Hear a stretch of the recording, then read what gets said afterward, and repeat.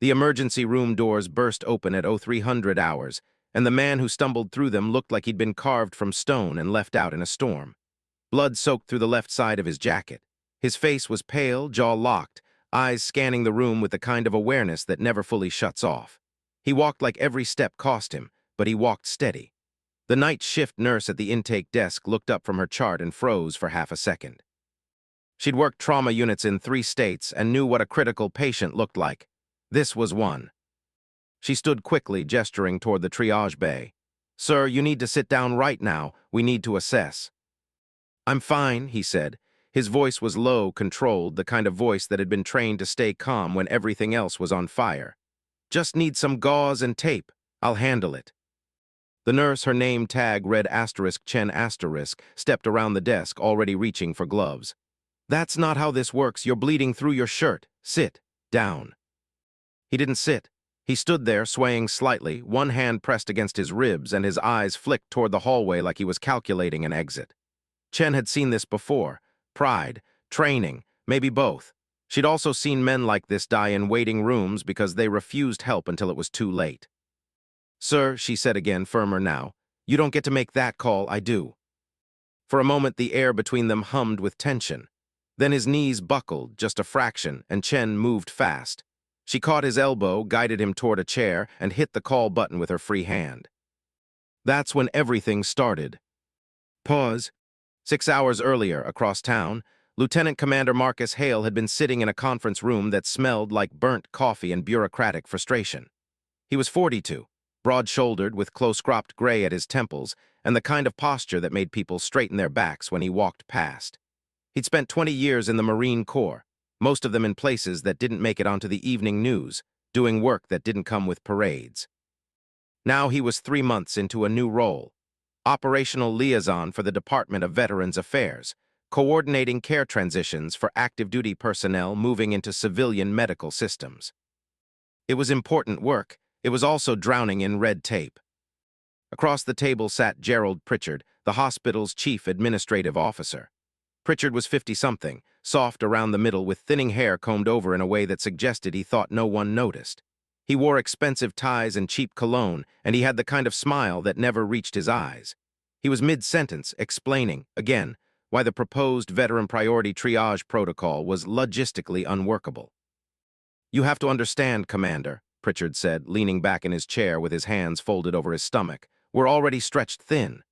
Adding a priority queue for veterans, even in theory, creates liability concerns. What happens when a civilian patient is delayed? We're talking lawsuits, optics, board pressure." Hale kept his expression neutral.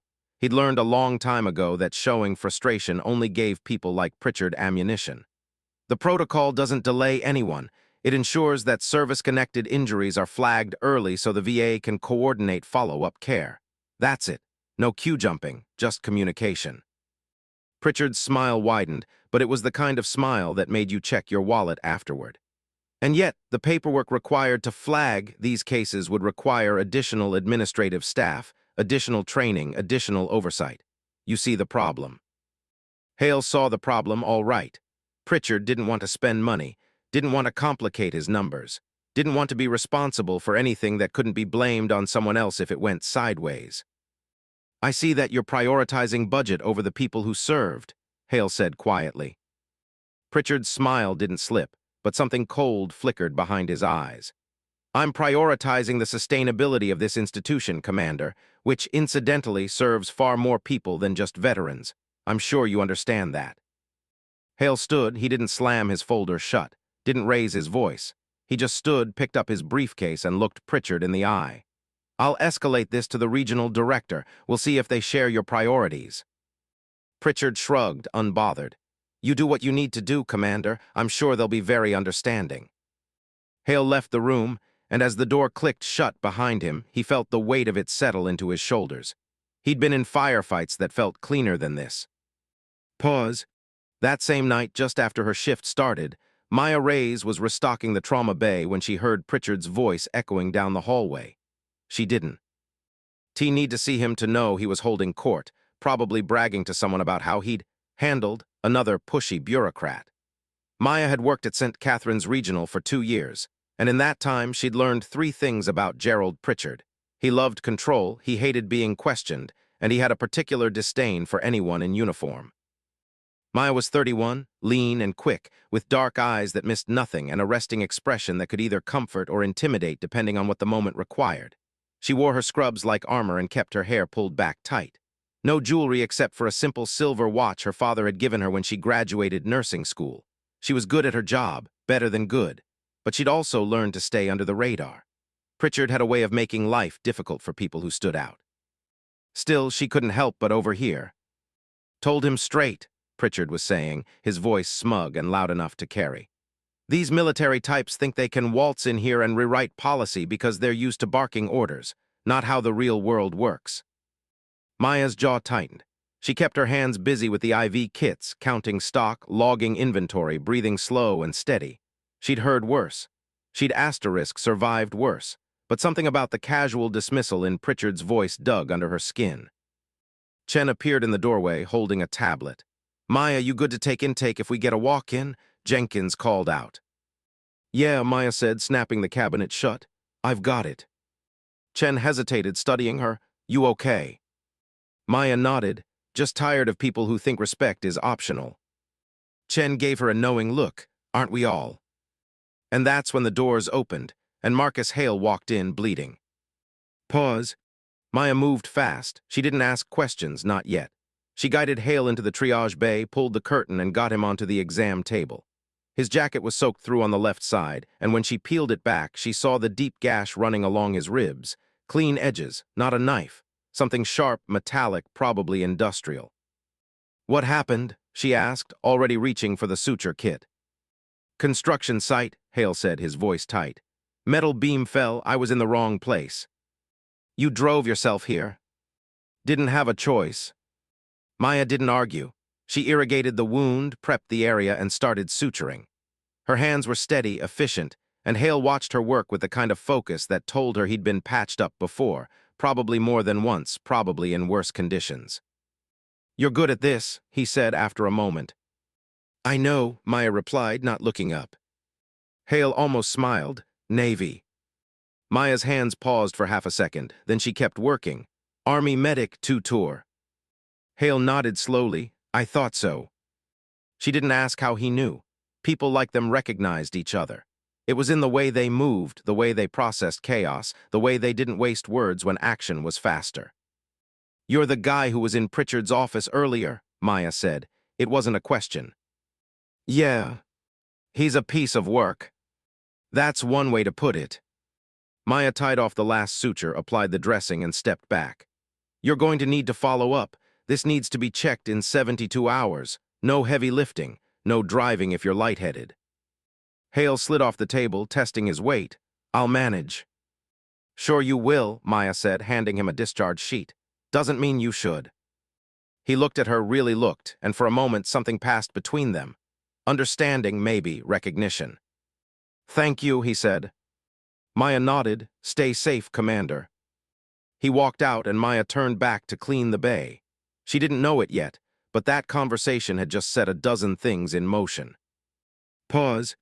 If you're finding this story as gripping as we are telling it, do us a favor. Hit that like button. It helps us know you're invested, and it keeps stories like this one coming. We've got a lot more to uncover here, and we want you with us for every moment. Pause. By morning, word had spread, not about Hale's injury, that stayed quiet, but about the meeting. Pritchard made sure of it.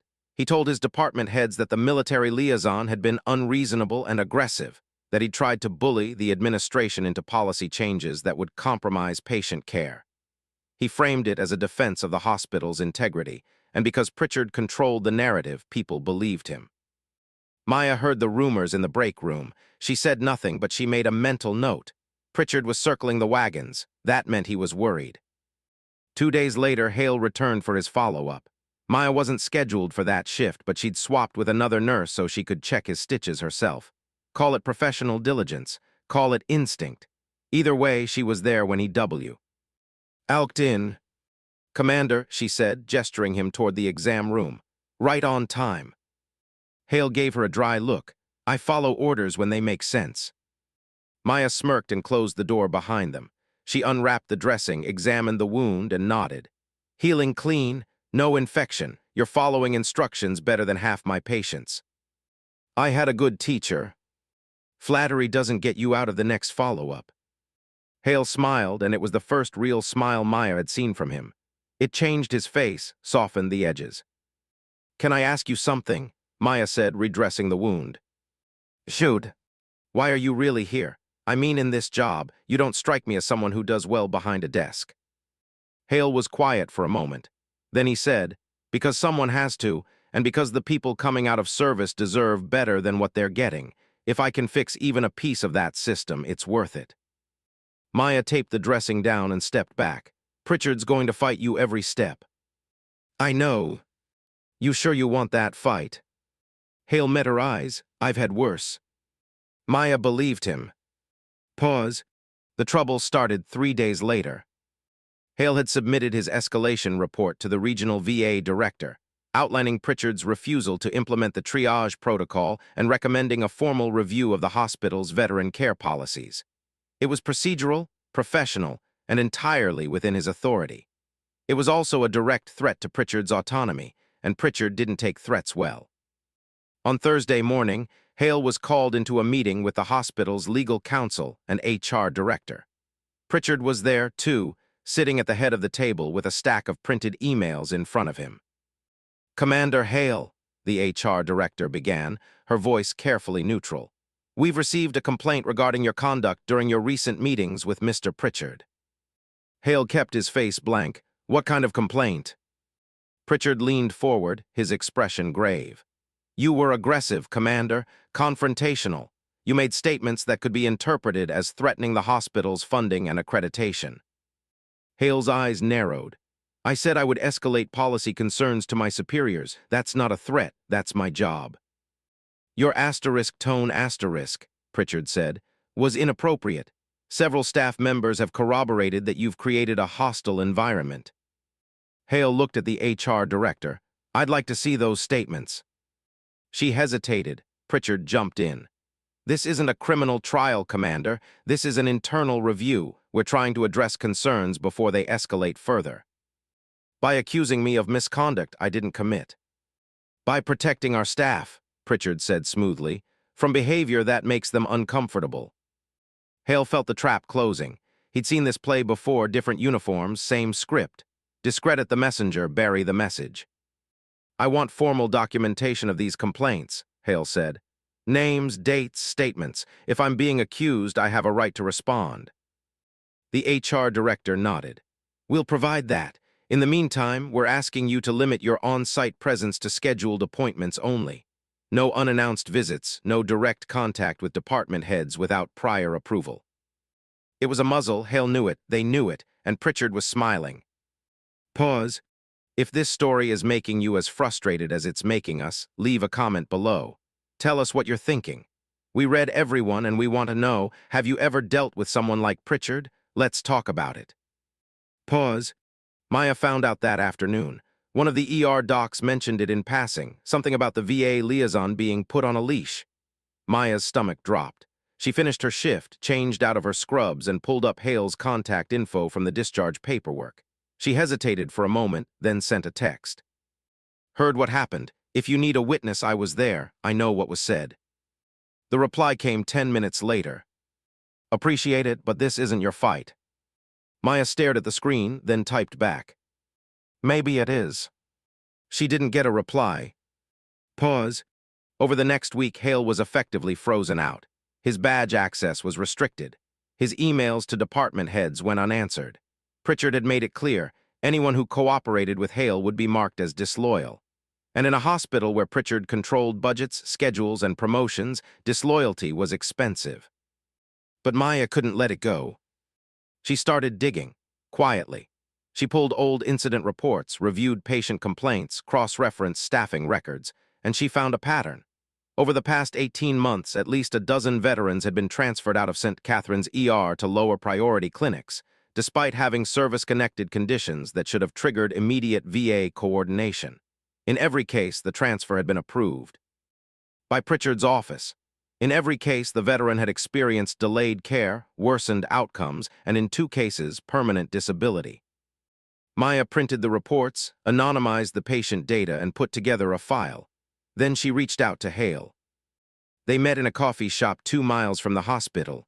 Hale looked tired, older than he had a week ago. Maya slid the folder across the table. "This is what he's been doing," she said. "This is why he doesn't want your protocol, because it would expose him." Hale opened the folder, scanned the first few pages, and his jaw tightened. "Where did you get this?" "Does it matter? If this goes public, you could lose your job." Maya leaned back, arms crossed. "I didn't serve 2 tours so I could watch people like Pritchard bury veterans for budget reasons." Hale studied her for a long moment, then he nodded. "Okay, but we do this right, chain of evidence, legal review, no shortcuts." "Agreed." "And Maya, thank you." She shrugged, "Just returning the favor. You walked into that ER bleeding and still had the guts to stand up to him. Least I can do is have your back." Hale smiled. "You always this stubborn." "Only when it matters." Pause. But before they could move forward, everything accelerated. 2 nights later, a convoy of ambulances rolled into St. Catherine's ER, 7 vehicles, sirens screaming, radios crackling. There had been a massive multi-vehicle accident on the interstate involving a tour bus, 2 semis, and at least a dozen passenger cars. The ER went into surge protocol. Every available bed, every available hand. Maya was running triage. Chen was coordinating incoming. The attending physician was shouting assignments. And in the middle of the chaos, one of the gurneys came through with a patient in full military dress uniform, an older man, silver eagles on his collar, chest covered in ribbons. He was unconscious, head trauma, possible spinal involvement, and his driver, a young Marine Lance Corporal, was standing beside the gurney, pale and shaking. "That's Colonel Mathies," the Lance Corporal said, voice cracking. "He was the keynote speaker at the Veterans Gala tonight. We were heading back to base. The bus came out of nowhere." Maya's heart kicked. She knew that name. Everyone in the veteran community knew that name. Colonel James Mathies, retired, decorated, a living legend in Marine Corps circles. He'd led relief operations in Haiti, commanded a battalion in Iraq, and spent the last decade advocating for wounded warriors. If he died on their watch, it would make national news. "Get him to Trauma 2, Maya ordered.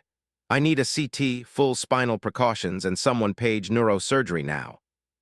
The team moved fast, but as they wheeled Mathies toward the trauma bay, Gerald Pritchard appeared in the hallway, blocking the path. "What's going on?" he demanded. "Mass casualty," Maya said, not slowing down. "We need this bay." "That bay is reserved for critical overflow from the ICU. You can't." "This is critical," Maya snapped. "Head trauma, possible C-spine fracture. He needs imaging now." Pritchard's eyes flicked to the uniform, the ribbons, and something ugly crossed his face. "He's stable enough to wait. The ICU patient takes priority." Maya stopped, the gurney stopped. The whole hallway seemed to stop. "He's a retired Marine colonel," Maya said, her voice low and dangerous. "He's unconscious. He's bleeding into his brain. He doesn't wait." Pritchard stepped closer, his voice dropping to a hiss. "You don't make that call, Rays. I do, and I'm telling you, move him to secondary." Maya felt the weight of every set of eyes on her. The team, the Lance Corporal, the other patients in the hallway. She thought about the reports in that folder. She thought about Hale, bleeding and alone, being turned away by a system that should have caught him. She thought about every veteran she'd served beside, every soldier she'd patched up under fire, every oath she'd taken. And she made her choice. "No," Maya said. Pritchard's face went red. "Excuse me." "You heard me. No. This patient is going to Trauma 2. Right now, you want to stop me, you're going to have to physically move me. And I promise you that's not going to end the way you think." For a moment, Pritchard looked like he might actually try. Then Chen stepped up beside Maya. Then another nurse. Then the attending physician. "She's right," the doctor said calmly. "This patient is critical. He goes now." Pritchard's mouth opened, then closed. He stepped aside, his face a mask of fury. "This isn't over, Rays." "I know," Maya said, and pushed the gurney past him. Pause. If you're on the edge of your seat right now, go ahead and subscribe. Because what happens next is something you absolutely do not want to miss. Trust us. It gets even more intense. Pause. They stabilized Mathies. It took 2 hours, a team of specialists, and every bit of skill Maya and her colleagues could muster. Th.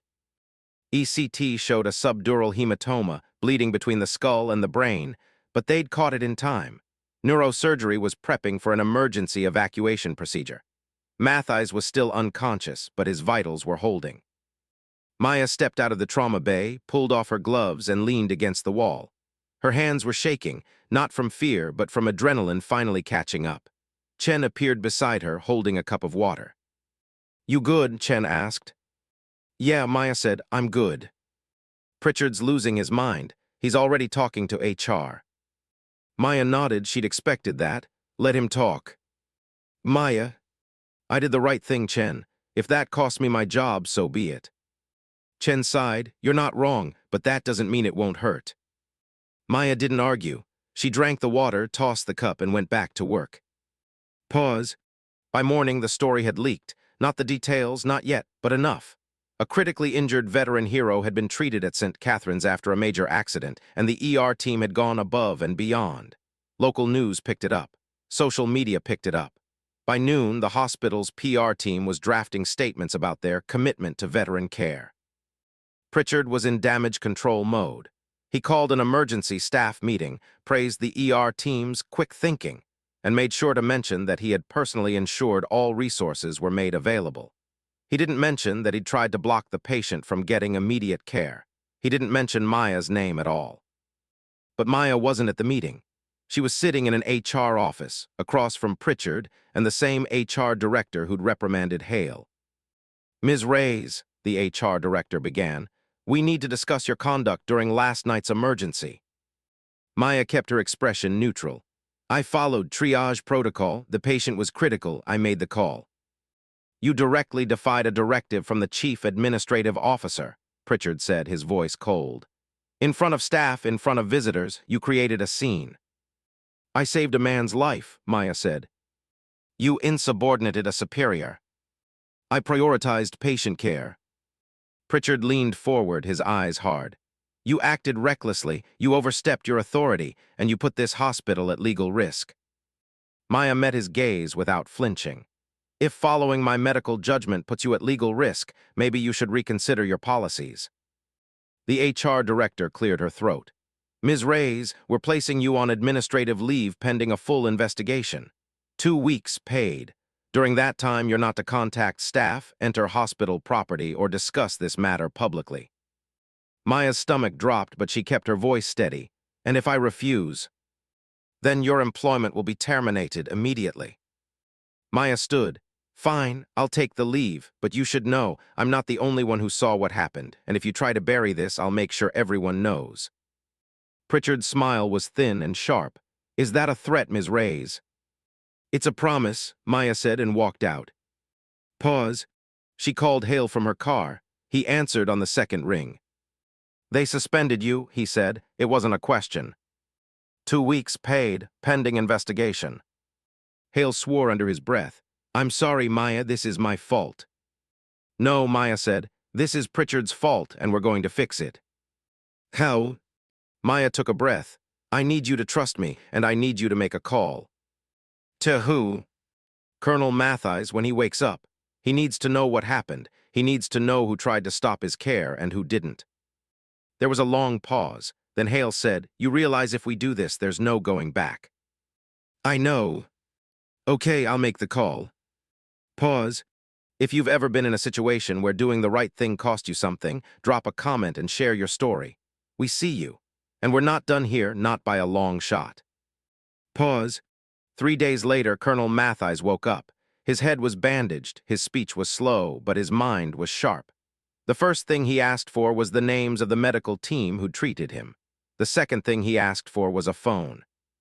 Hale was there within the hour. He sat beside Matthijs's bed, explained everything: the policy fight, Pritchard's obstruction, Maya's suspension, the pattern of delayed veteran care. Matthijs listened without interrupting, his jaw tightening with every sentence. When Hale finished, Matthijs was quiet for a long moment. Then he said, "Where's the nurse?" the one who stood up to him. "She's on leave," Pritchard made sure of it. Matthijs nodded slowly. "Get her here, I want to meet her." Pause. Maya came that afternoon. She was out of uniform, jeans, a jacket, hair down, and she looked more tired than Hale had ever seen her. But when Matthijs extended his hand, she shook it firmly. "Ms. Reyes," Matthijs said, his voice still rough but clear, "I'm told I owe you my life." Maya shook her head. "You don't owe me anything." "Gee, sir, I was doing my job." "Your job," Matthijs said, "was to follow orders. You chose to follow your conscience instead. That's not something I take lightly." Maya's throat tightened, but she kept her voice steady. "Someone had to." Matthijs glanced at Hale, then back at Maya. "Commander Hale tells me you were Army, medic." "Yes, sir, 10th Mountain Division, 2 deployments." Matthijs's eyes sharpened. "Afghanistan." "Kunar Province, 2012 to 2014. Matthijs nodded slowly. Something shifted in his expression, recognition, maybe, or respect. "You see combat." Maya hesitated, then nodded. "Yes, sir." "Then you know what it means to hold the line when everything else is falling apart." Maya's eyes burned, but she didn't look away. "I do." Matthijs leaned back against his pillow, exhausted but resolute. "Then you also know that some battles don't end when you take off the uniform. This administrator, Pritchard, he's been playing games with people's lives. I want that stopped." "So do we," Hale said. "But we need leverage. We need someone with enough authority to force an investigation." Matthijs smiled, and it was the kind of smile that had once led battalions into hostile territory. "Commander, I've got 3 stars on my retired rank, a Medal of Honor on my chest, and about 30 years' worth of favors owed by people who sit in very important chairs. I think I can manage leverage." Hale returned the smile. "Yes, sir." Matthijs turned to Maya. "Ms. Reyes, I'm going to need your help. The documentation Commander Hale mentioned, the pattern of delayed care, I want all of it. Dates, names, outcomes, everything." Maya nodded. "I'll get it to you." "And one more thing," Matthijs said, his voice softening. "When this is over, and it will be over, I'm going to make sure your name is cleared. You stood up when it mattered. That takes courage, and courage like that deserves recognition, not punishment." Maya's voice cracked just slightly. "Thank you, sir." Matthijs waved her off. "Thank you, Nurse Reyes. Now go get me those files. We've got work to do." Pause.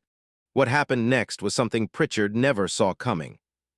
Matthijs made 3 calls. The first was to the regional director of the Veterans Health Administration. The second was to a senior investigator with the Office of Inspector General. The third was to a reporter he'd known for 15 years who specialized in veteran affairs and government accountability. Within 48 hours, federal investigators were on site at St. Catharines. They had subpoenas. They had access to medical records, staffing logs, administrative emails, and budget reports. And they had a very clear mandate: determine whether the hospital had violated federal regulations regarding veteran care coordination. Pritchard tried to control the narrative. He held press conferences. He issued statements emphasizing the hospital's full cooperation. He assured the board that this was a routine audit and nothing more. But the investigators weren't interested in his spin. They were interested in facts, and the facts were damning. Pause.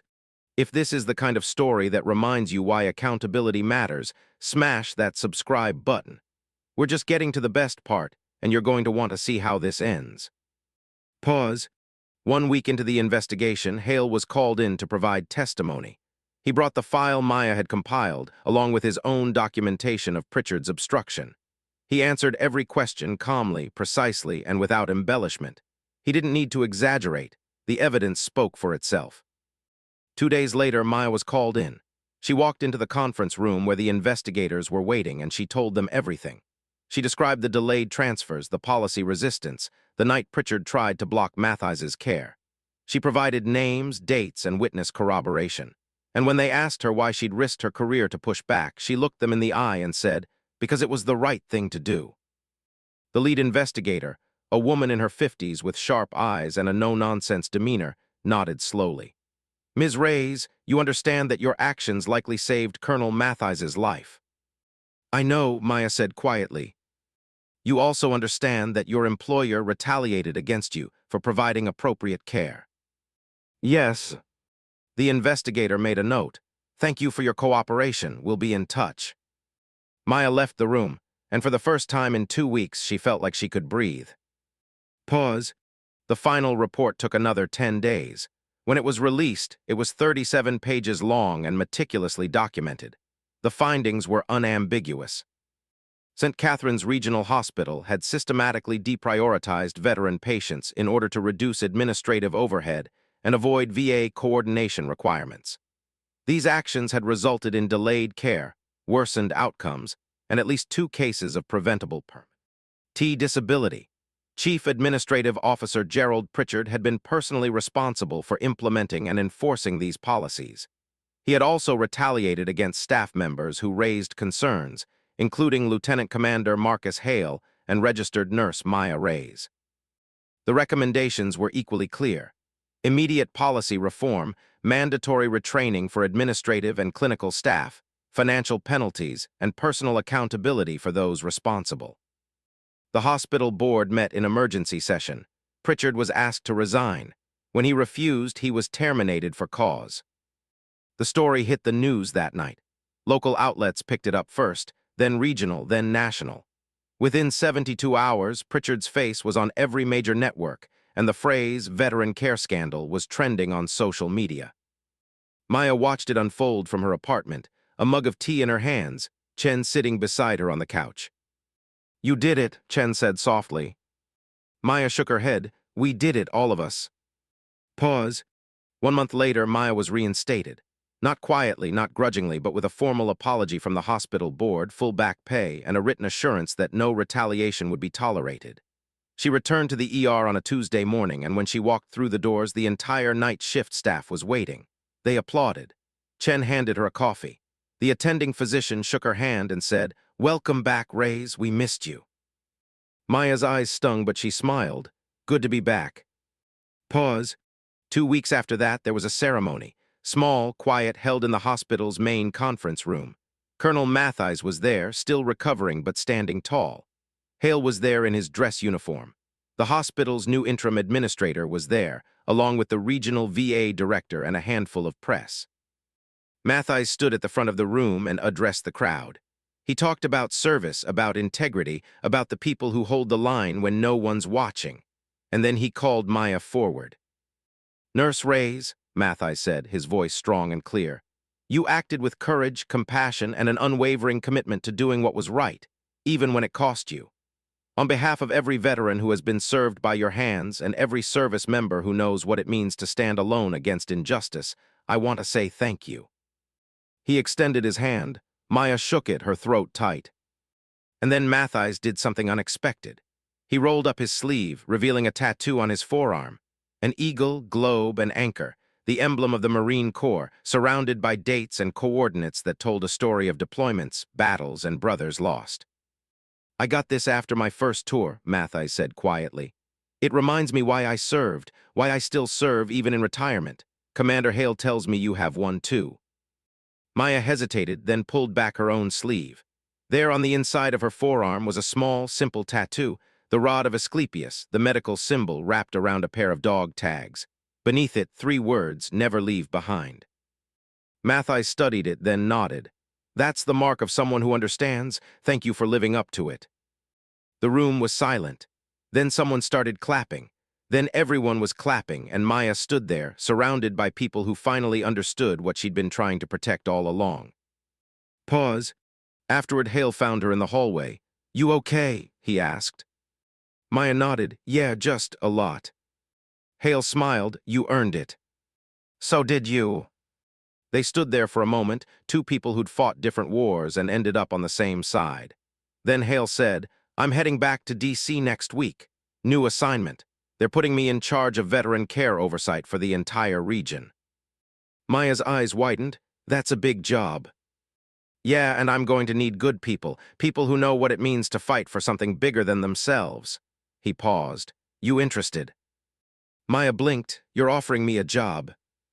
"I'm offering you a chance to make sure what happened here doesn't happen anywhere else. Policy reform, training, site inspections. Real change. It won't be easy, but it'll matter." Maya looked down at her tattoo, then back at Hale. "When do I start?" Hale grinned. "That's what I thought you'd say." Pause. "If you've made it this far, we owe you a thank you. Stories like this take time to tell, and the fact that you're still here means you care about the message behind it.